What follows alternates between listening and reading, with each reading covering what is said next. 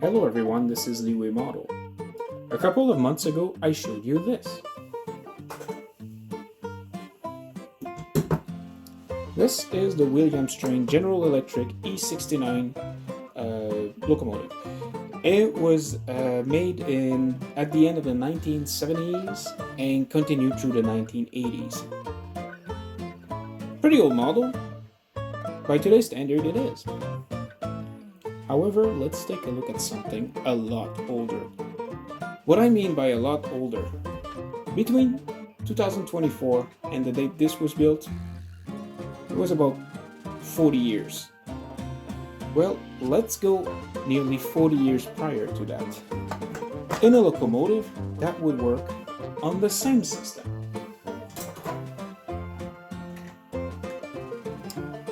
So we've got this. And this is the Lionel NW2. Now I would like to say a big thanks to my friend Mark, one of the viewers here, who is the one who sent this model and all the rolling stock that you're going to see today. So let's get back to the model. Why did I decide to review this particular model? Well, another viewer, this time Jake, asked me to review the Irish Class 121. Unfortunately, I don't have one and I will not have one. And the NW2 actually is one of the models that ended up evolving into the Class 121 down the line. So this is a shunter, as you can see. It looks actually pretty decent now, but it didn't look like it does now when I acquired it. This was Mark's childhood toy, and he used it more than less. So I have a couple of clip about me trying to restore these things, and it actually took several months to be able to get all the bits and pieces and to assemble it in the state that you can see it today. So on that, I will just cut right here and show you a brief montage of a whole bunch of things I had to do.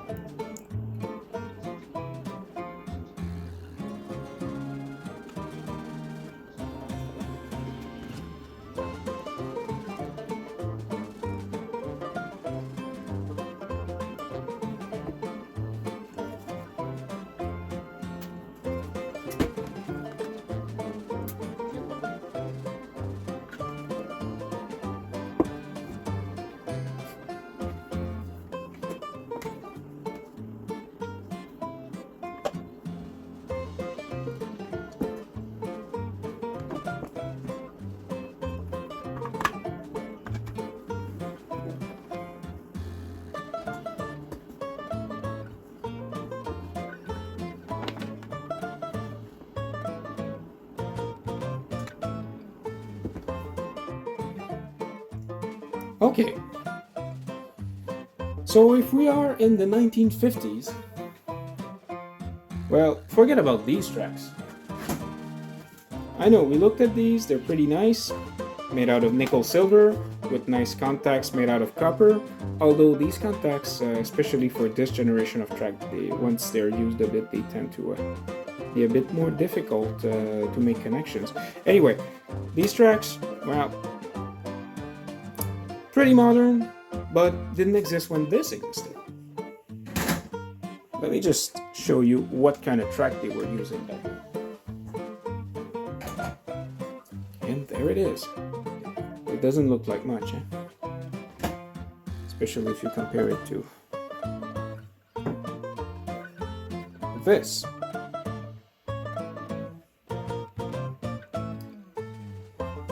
The first thing that you notice once you start to use them is that these are actually much beefier and heavier than these. If I can just show you as an example here, one of these, we're talking about 142 grams. If I take that one here, we're at 37 grams. So, yep, much beefier.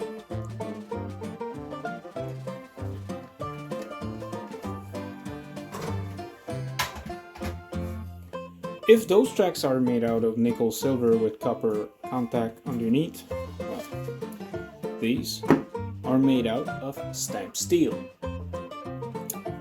Steel was pretty cheap, especially when this was made. And one of the things that you will notice is that these are prone to rust. Yeah, that's a downside. However, the fact that they are that light, that you can still see network of these still running, shows how reliable they can be. However, when they start to corrode, like this piece here, well, it's just downhill from there. Now these, unlike the other one which had little contacts underneath the tracks, they actually this part goes right into the next one here. And one interesting way that you can look at these is the way that they are manufactured. It's just like sheets which are just bent in a whole bunch of different ways to create the general idea that this is a track. Because the way the 3-track system works, both of these are the same polarity and this is a different polarity, you will notice that the center one is always insulated by some form of cardboard or tissue. In this case, this is tissue. So this piece of track was also donated with the train and locomotive that you will see today. But they are they're not like super good looking, and also they are a bit finicky. One of the things that you will notice, because they are curved like this, only a small section at the very middle here touches the wheels, and if your wheels are not 100% clean, sometimes you can have connectivity issue. But they were using these. And Mark was using this when he was a kid, and he would build himself a whole bunch of different layout. The way he was explaining to me, it was actually a lot of fun. Which brings us to this here.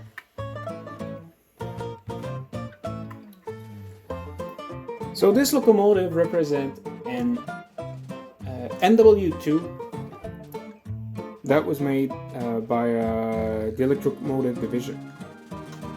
So the prototype itself was built at the end of the 1940s. This very model was manufactured by Lionel between 1952 and 1954. Now, for this particular unit, I understand it was manufactured in 1953 or early 1954. And the way you can recognize this with the Chesapeake Ohio number 624 is that model produced in that time frame would have only 3 attachments, 1, 2, 3 here, on the handrail wire that you see here, and the one that would be made in 1952 would have a lot more than 3. Now, the way that you're seeing it we have dramatically improved the actual look of it. It is not in a perfect condition, but I'm pretty proud of what we were able to achieve. A couple of things I'd like to note about this model in terms of the aesthetics. It does have a couple of separately fitted parts. Like if we're taking a look here, yes, you have the wire handrail that you can see here and at both ends and right here.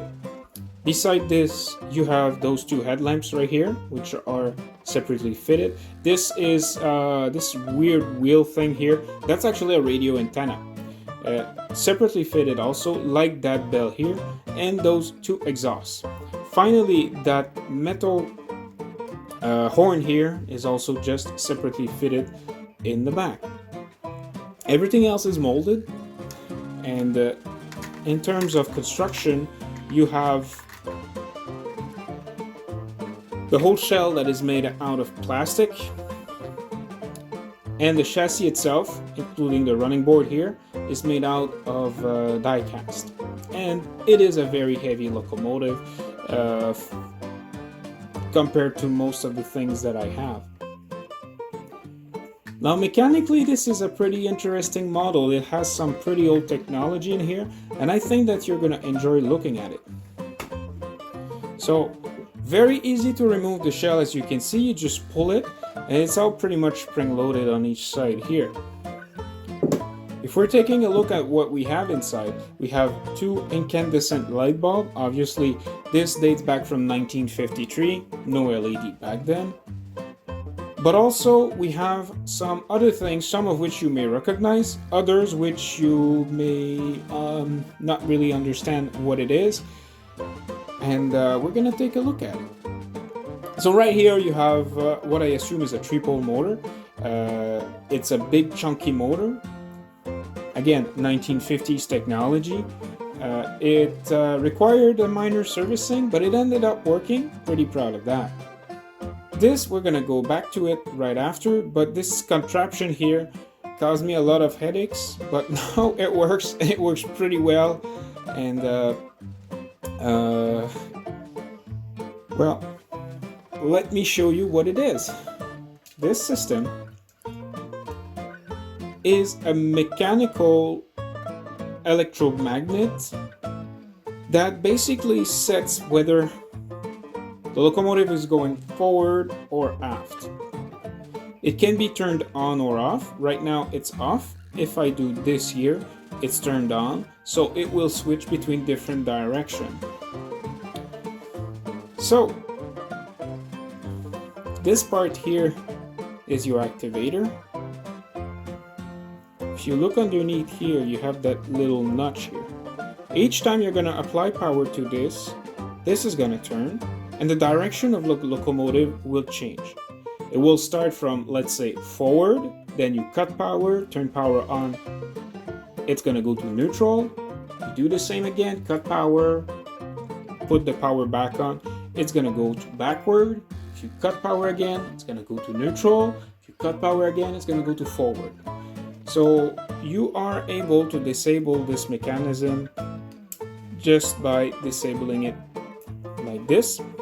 Okay, just by toggling it, and once the shell is there, you can access it through here.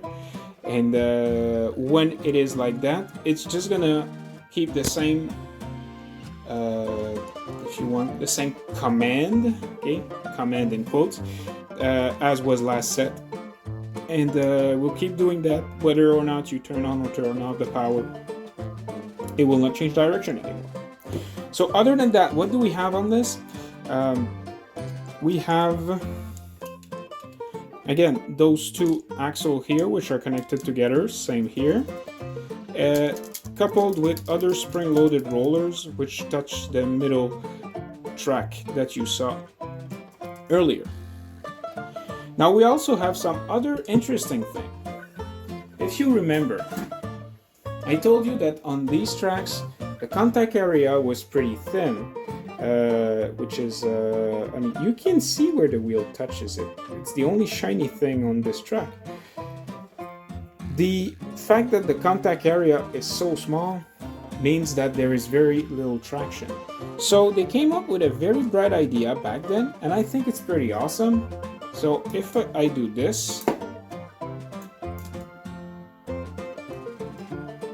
like this, you see that the track sticks. Why is that?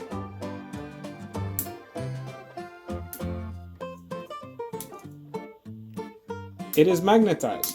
So they called it magnet traction. This is all good.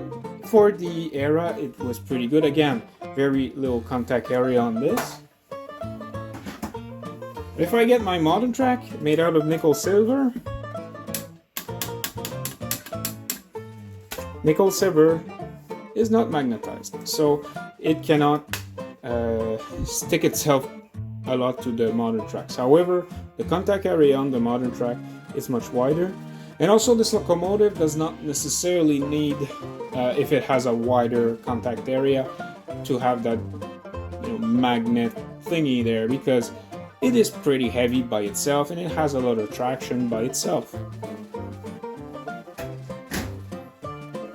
So I say that it is pretty heavy. Let's put it on the scale and see how heavy this is.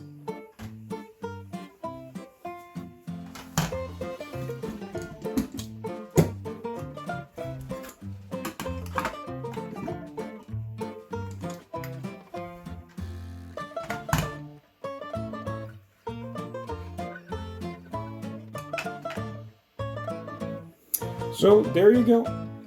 It stands about 1.5 kilograms, or if I put it in pounds, 3.27 pounds. So yeah, pretty heavy loco.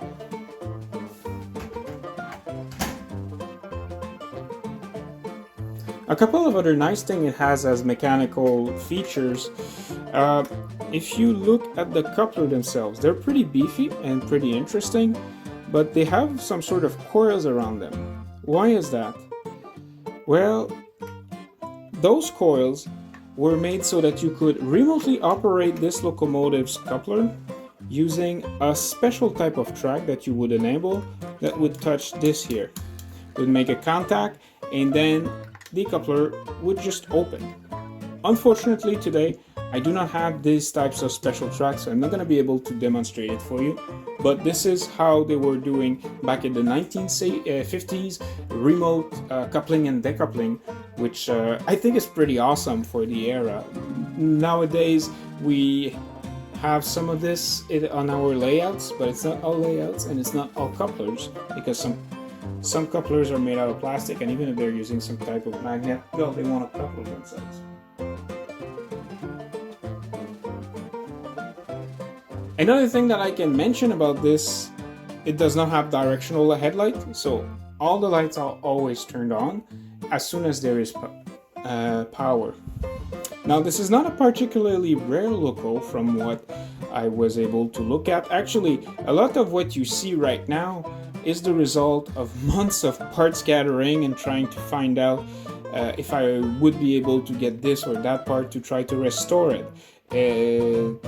I was able to mechanically restore this, I would say 80% of the way a couple of years ago, but the last few parts needed to restore it to 100% were a bit challenging to find.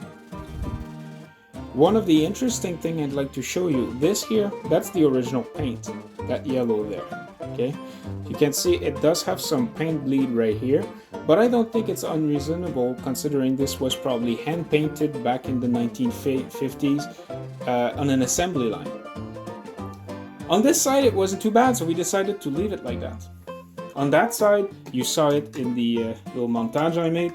We actually scraped it because 3/4 of it was gone, and we've used the original color that was supposed to be there. So as you can see, the color changed a bit with time.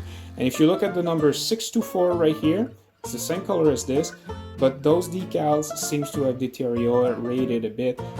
Again, the thing's almost 80 years old, so I mean, I'm not gonna complain about it. The fact is that on this very model, they are notoriously known for their decals to just disintegrate. And I think that on this model, I have the little O here, which is a bit of a miss, and I have the Chesapeake and Ohio logo that has a bit of a chip here, but I think this is more due to a locomotive hitting something. But beside this, the decals are in fairly good order. Pretty much all the scratches, as you've seen, we've tried to cover them up, so we still see a couple of things, but it's a lot better than when it was new. You know, I think I've rambled enough. Now it would be interesting to see it working. Unfortunately, we won't see it working on one of those layouts. We already have a nice modern track layout out there, as you've seen in the video about the E69. So we're gonna put it on those tracks and do a couple of tests.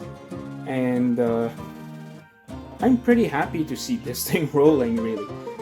It doesn't show like this, doesn't look like much, but it took several months to get all the parts to have this in the state it is right now, and I'm pretty proud of it. And if you like what you're seeing here, I don't normally ask for this, but this took me so much time. If you could hit the like button or subscribe, I would be really happy about it, because that video, yep, it's been in the work for a while. So let's go to the track. I'll see you right there. Okay, I just put the locomotive down in the track, and you have a couple of rolling stock that's right over there. So the type of track that we are using are the MTH real tracks. These are the modern ones that I already showed. We will be powering this with that modern Lionel controller right here. And the reason I'm not using one from that era is, let's just say that the safety standard were not the same as what we have today. All of this is being powered by the Elminger X3 portable power station. And on that note, let's start there.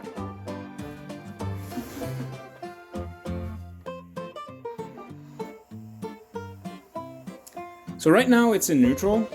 That 3-stage unit that I showed you. If it's on neutral right now, once I'm gonna remove the power and put it back on, it's gonna go in either of the direction. Another thing I'd like you to note, I have a little caboose at the end of that train over there, and because there's power here, there's also power in there, so you will see light coming from that caboose.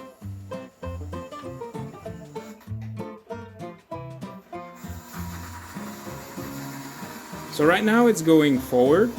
If I want it to go backward, I just have to cut power, bring power back, and cut power again.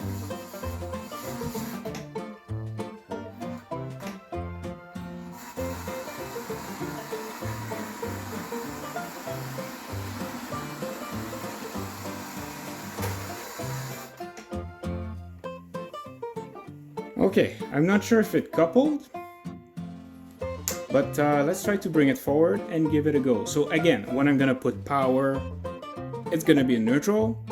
I'm gonna cut power again, and right after that I'm gonna put power back on it, and then it's gonna go forward.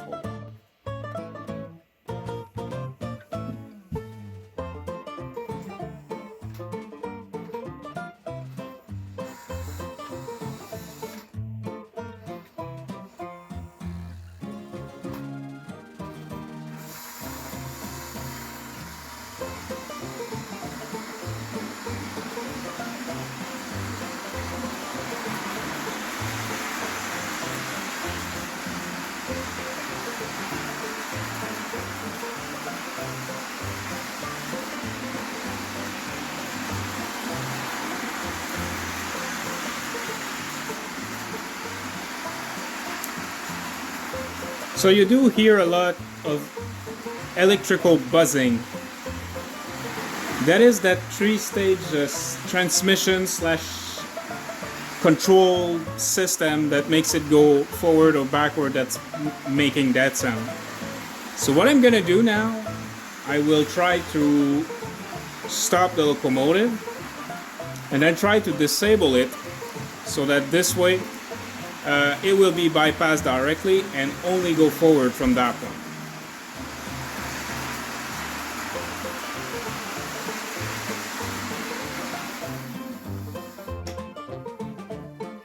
Okay, so locomotive has been turned off. I will disable the transmission using that little lever I showed earlier.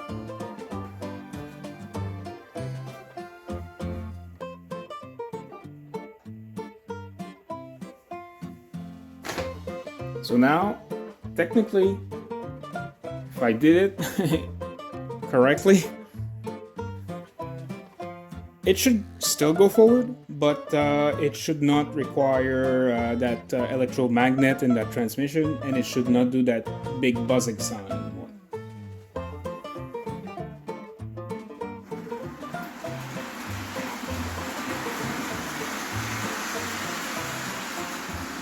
So what you hear now is mostly the sound of the metal wheels going on the rail. But if I stop it and if I start it again, it should not either go in neutral or go backward.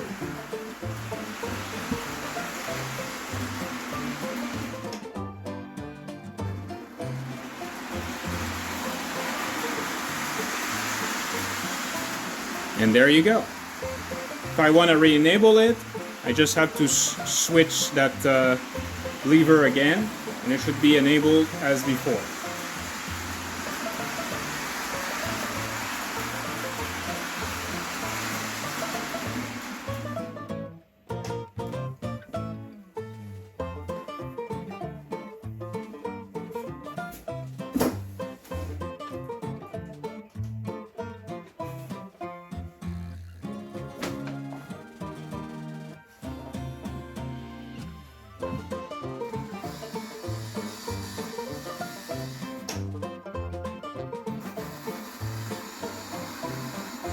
And there you go, it's now going backward.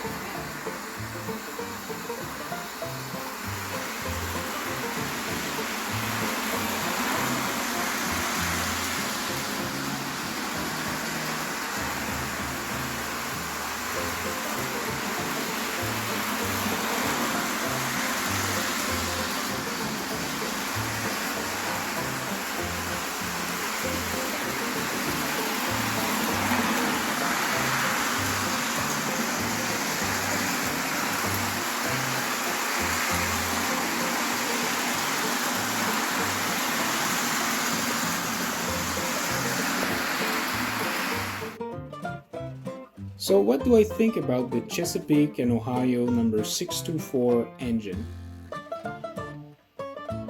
I gotta say that for a model that was made in 1953, 1954, it is pretty interesting. I have to say that from that distance, it actually looks pretty good. To think that this was a kid's toy at some point, and that kid had children, and those children had children, and then he gave it to me. It still works, it's still there. Yes, it required some maintenance and some parts to be modified. I think it's amazing that such an old model still is in a perfectly working order. And yes, there's a couple of scratches here and there, but all in all, it looks really good with the different modification and restoration that I did on it to make it work as well as it does today. It runs every single time. It is dead reliable now, and it has some pretty advanced feature that you don't find on every single model even today, like those remotely operated coupler there. Although I do not have everything required to make them run because the layout is different from the trucks it was meant to go with. I mean, that they thought about this in the 1950s, that was quite good. I brought the little caboose here because I thought it would be interesting to show you that this caboose, yes, it has that it's just a, I don't know if you can see it in there, there's just a light bulb in there, and that light bulb is connected again using a little roller like all the other one here. This one has some manual couplers. The way they work is just like this.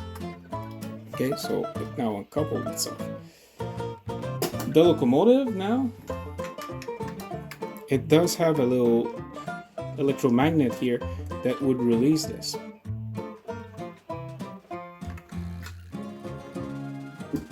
So would I recommend that you get one of these?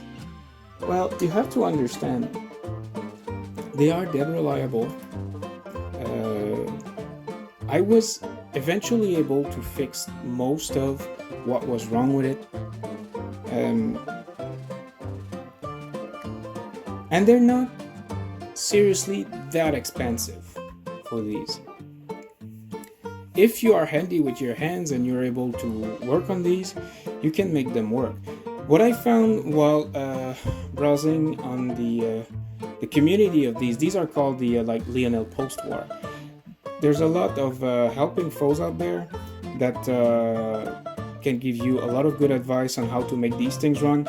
The goal with these is not to make them aesthetically perfect, because I mean they're never really will be aesthetically perfect anytime in the future, because I mean not only are they 80 years old, but even when they were brand new, they had some pretty significant inconsistencies between one and the other, and they're not that detailed. Obviously, you're talking about 70, almost 80 years old model now. So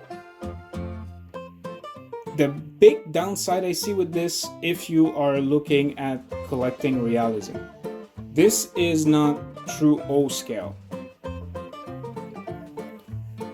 When these were built, everything was built around the track. Every single piece of rolling stock, every single locomotive, it was a function before beauty first. Okay, so if you are into realism, that's not for you. If this model was able to live as long as it did, it's not because it had a whole bunch of super tiny parts, and if you look underneath, well, it's a mess of wires and magnets and mechanical thingy, cogs and rollers. So yeah, that's not what why you would get that. Now, do I give a rating on this? Not really. It is a very old model. It's not meant to be modern or realistic about it, and it's in an era where this was a toy, and kids could have this, and kids could play around with this, and kids would play around with this. Nowadays, models are expensive, they're very fragile. Not so much for this one. If I was able to restore it after looking for a couple of parts here and there, and using some stuff which were mostly designed for other devices, like a vacuum cleaner in my case, yeah, you won't be able to do that with modern locomotive and rolling stock. So on that note, I would like to say a big thanks again to Mark, who just sent that to me, and he's one of the viewers here, so hi Mark again. I had a lot of fun restoring this. It was a lot of work though, mainly as a treasure hunt to find the a part in working conditions. And I hope that you've enjoyed this. If you have any comments about this, if you have any question about these, if you want me to try anything else with this, because right now I think I'm pretty much done with this particular locomotive. But if you have any idea, write them in the comments. We do have that little square/oval that you saw that we can test stuff with. If there's anything else in the 027 scale like this that you would be interested in, let me know. And on that note, this was Leeway Model. I hope everybody had a very good day, and I'll see you in the next video. Leeway Model